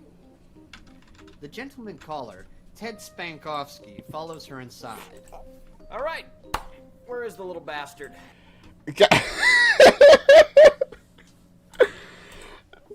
Gosh dang it, Ted. It's always Ted, man. No, Mother. You will not bring another man into this house. You are a married woman. Hey, works for me. Sherman, don't be rude. And Ted doesn't even care. He's like, Come say hello. No! I want you to release Mr. Priceley. I'm not losing my toy store because you're feeling frisky. Hey! Don't sass your mother or I'll kick your ass, old man. You're really serious, aren't you, Sherman? Ted, come on. Nah, in one way or another, Ted is doomed. Well, if you don't patch things up with Frank, I'll run away again. You've run away Takes out before? a bindle packed with snacks. He rests it on his shoulder, standing his ground. bindle? She Like- sees his determined face, a face she never learned to say no to. Fine. Wait, maybe Ted will survive. Having no more use for her date, she removes a pistol from her purse and points it at him. Huh? No! Bang! She fires. The bullet tears him Bro! There was no need for that. Do not tell him to come on, you know. It's the worst. Oh man, why? Why shoot him? You could have just been like, all right, maybe Ted. Yeah, I should never. I should just stop guessing stuff. Average Ted experience. Oh man, why? You could have just let him go. You know, there was no need to kill him, and yet he did. Oh man, why? She shoots 3 more rounds. One enters his stomach, one his nuts, and one his head. He falls to the marble floor, dead. Come on, you were just... You can't even kill him quickly. Gotta hit him everywhere it hurts, then kill him. That's rough, buddy. Marco, clean that up. Oh, I closed it. He grabs hold of Ted's legs and drags him away. Sheila steps over the trail of blood and takes her son's face in her hands. Maybe I do spoil you. But it's because you and I are the only 2 people that matter. Everyone else is livestock for us. You'll understand. Soon. Okay. So I'm definitely right that they're doing the whole, like, sacrificing people to extend their lifespans. And they almost certainly, I guess, Sherman hasn't experienced that yet. That's why he looks 40, because he is. That's why he looks his age, because he hasn't gone through the rejuvenation process. If he goes through that, he's probably going to be like, make me a kid. I want to be a kid. I don't want to be, like, a young adult, or I want to be a child, which is disturbing. The gift? Are you finally going to give it to me, Mother? The gift. This year. Aww. But if you're very good, maybe for your next birthday. Now let's go and have a word with your father. Sherman and she. Okay, so he knows, like, Sherman knows about it. Why hasn't Sheila given him the gift yet? I'm assuming of, like, youth. Descend the staircase to the dungeon. They follow the muddy trail of footprints to the dank corner where Frank and Barry have been living for the past 2 weeks.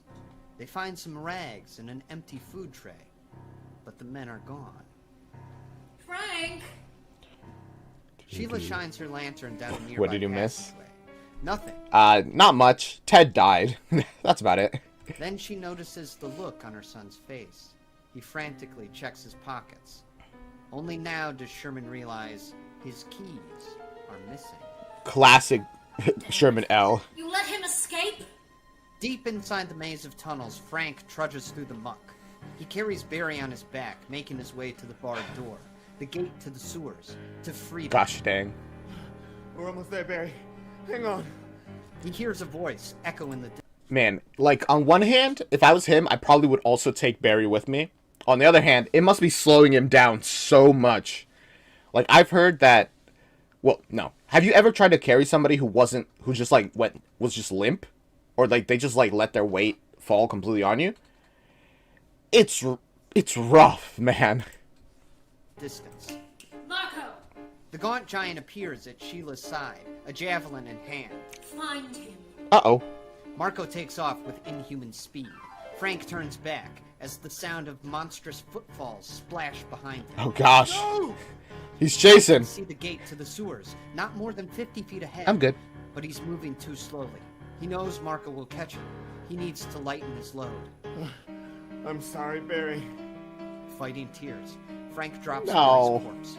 It plops into the water and sinks beneath the stinking offal. That's so sad, man. Even in death, Barry could not see sunlight. Frank bolts for the gate. He slams into it, tears the keyring from his pocket. He fumbles with the padlock, trying the first key. Oh, man. Marco rounds Quality. the corner, spots Frank, and wails. The giant cuts through the water. He raises... That was his wail? Sorry, it's just kind of funny. Javelin. Frank tries the second key, the third, the fourth. I'm sorry, Barry. I'm sorry, buddy. I'm sorry, Lex. Oh God, I'm so sorry. The padlock clanks open. Frank rips the Sorry, chain and Barry, throws I'm in a open the hurry. gate. Whoosh! Something flies past his head. Blood spills into his left eye. The javelin Marco threw grazed his temple. A Oh, split gosh. second later, the Colossus plows into Frank like a battering ram. He flies through the air and splashes into the sewage.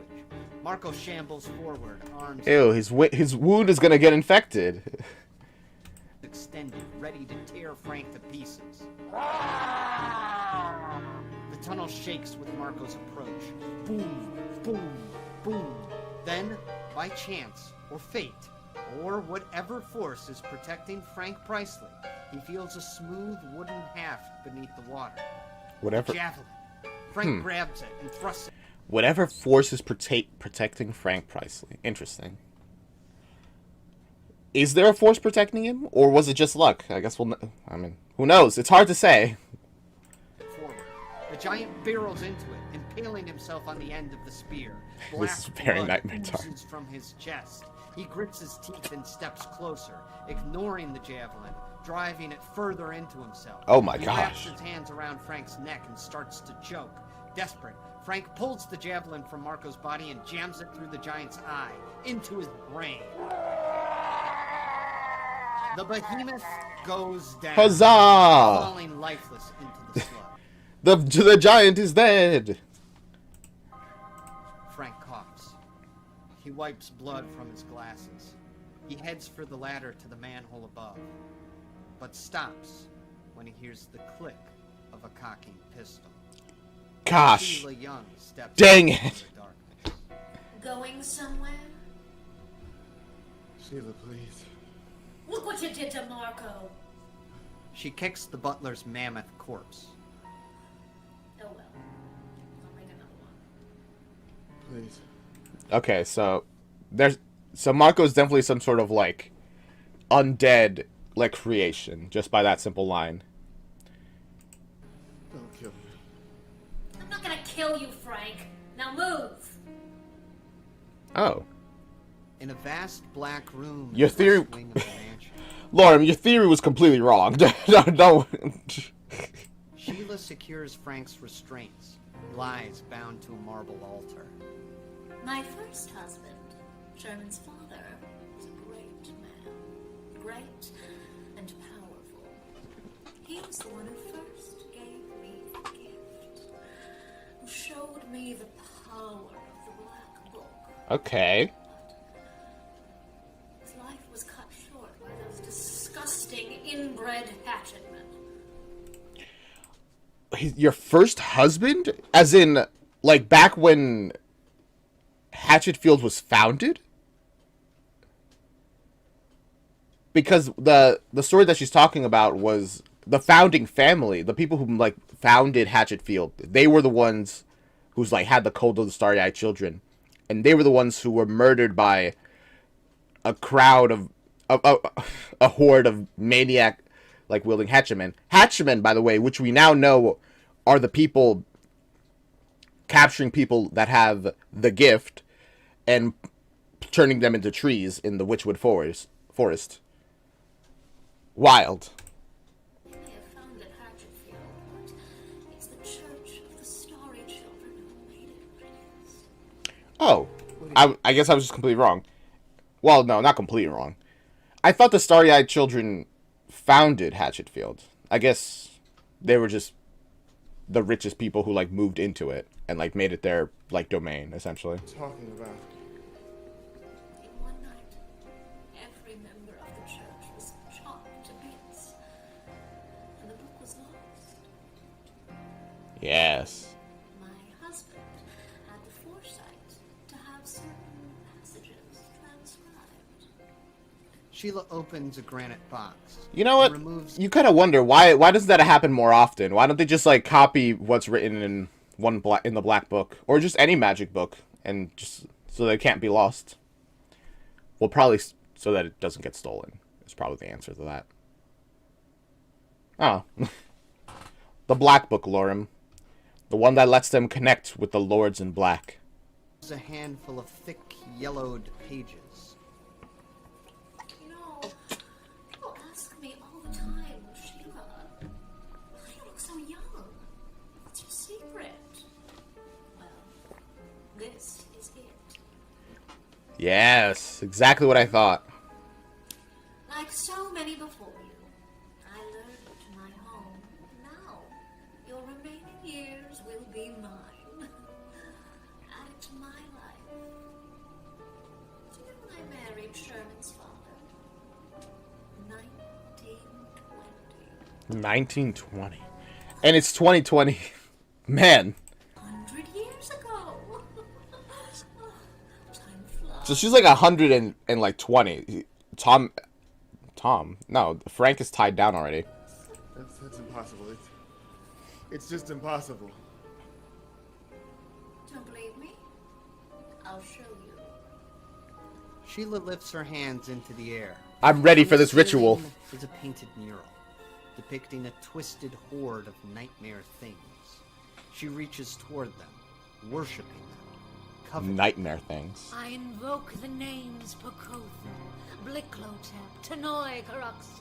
Frank feels the energy in the room shift. Tanoi The atoms Caraxus. in the air are being charged, corrupted. Ooh. The We mural hear on the the ceiling begins to change. sound of the Lords in Black. Frank doesn't see it happen exactly. He perceives it with some unknown sense. 1,000 eyes open and roll in his direction. A creature with a goat's head screams with laughter. Sheila continues. Nibble and Ephraim.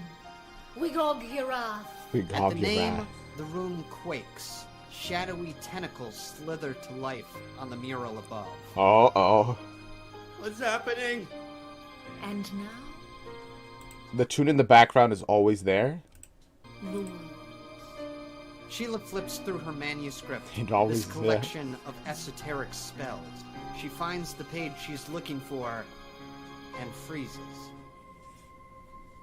What the fuck? Hmm? Sherman! Get your little ass in here! From the doorway, her son peeks inside. Yes, Mother. Wait, what happened? What is this? She holds up the pages. Scribbled on top of the text is a cartoonish drawing of smiling, fanciful critters. Well, that's Rainbow Heart.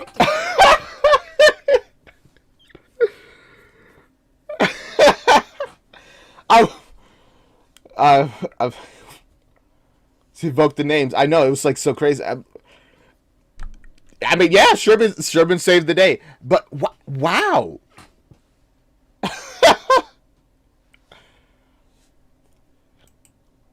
I was wondering how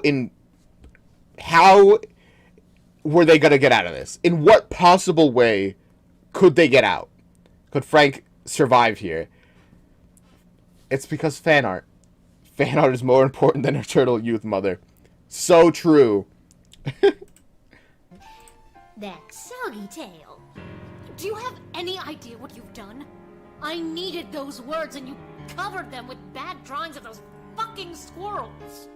Don't yell at me, you idiot! You stain on the family name. You've killed us all. You are never going to the toy store again. I'm going to burn every goddamn doll you have. Now, calm down a little bit. This isn't actually the end of the world. I mean, it's 2020. Technology is advanced. Like, even by 2020, like, you know, we're in 2024, but, like, 2020, there are ways to get the text from under, like, other, like, writings, you know? Archaeologists do it all the time, you know, to get it, like, information written under other stuff that have been, like, erased and written over, and then, like, you can get quite a few layers out of it. So, CCRP is doing its thing. It's fine. Yeah, it's fine. She's just overreacting, honestly. It's not my fault you didn't memorize the words. I was also wondering that. It's a bunch of gibberish. No one could memorize those words. I did. Oh, An evil grin comes to Sherman's lips. you did. How could... Then I drew all over the pages. There's only one place the spell Oh. is now. And Oh my goodness. I thought that this was like a whole Sherman just being a dumb idiot.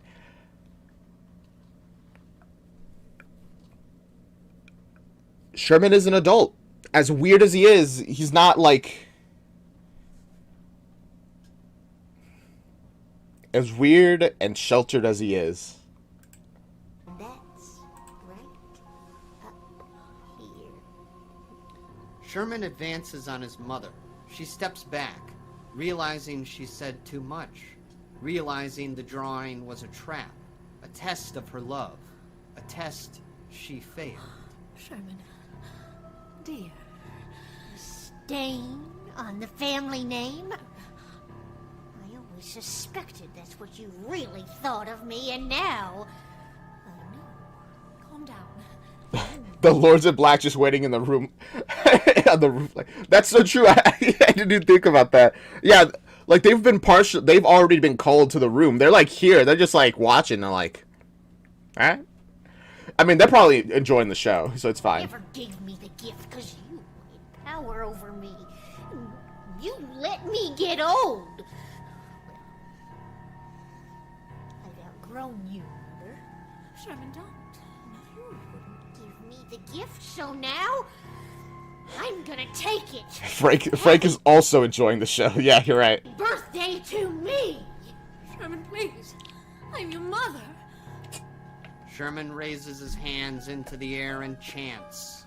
Hum-de-da-da-de, hum-li-ah. Sherman, no. Kalika-karakanya, nibbayana. The nightmare creatures in the mural roar with delight. The room trembles Okay, I can see why it'd be a little hard to remember those words.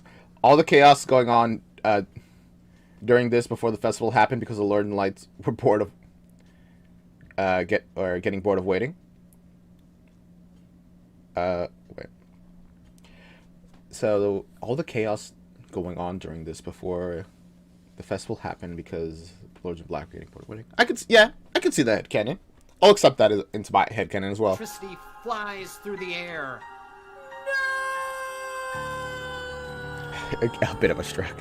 Sheila howls in pain as her flesh writhes and tears. Her hair turns white. Her eyes and tongue rot in their skull. Oh my gosh. Her stomach splits and her guts shoot out.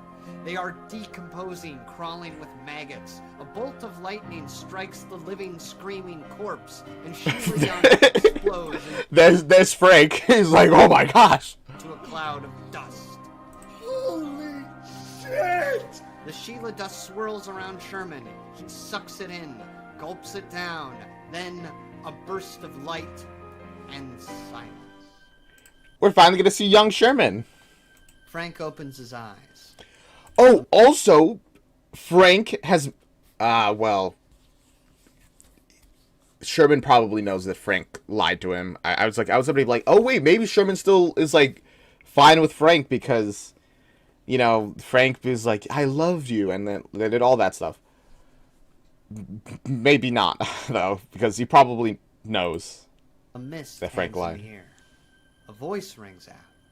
Small, high-pitched, young. They say growing old is mandatory. Well, wait till they get a load of me. Emerging from the ethereal smoke is a child, no older than 7. He has a mop of curly hair, rosy, freckled cheeks. Only his eyes tell his age. Frank knows those eyes. He's a bit of a weirdo even as a child. Sherman? Hi there, Daddy.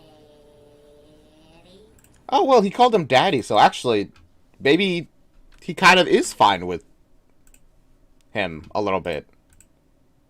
I don't know. But to be fair, yeah, weird child... a weird child is a lot more acceptable than a weird adult. People can accept them as just being a kid, you know? You're a boy. You're a little boy. Huzzah! I'm a kid again. Yay for you. Get old, I'll just absorb someone else. I know the words. Remember that, Frank. He climbs onto the altar Yeah. and takes a seat beside Frank. He does know the He words. kicks his feet playfully. I'm gonna make a deal with you, Frank. I'm gonna give you all the money you want. Toy Zone stays open every day. And in return, you're gonna take care of me. Or pick the crunchy pieces out of my cereal. Give me everything my little spoiled heart desires. That's right, Frank. You're gonna be my daddy. Uh-oh.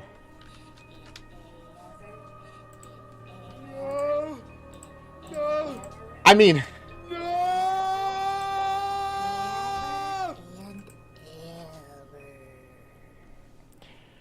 well, I was gonna say, you know, eventually Frank is gonna die of old age, so it's not forever. Unless, can the ritual be conducted for somebody else? In which case, maybe it will be forever.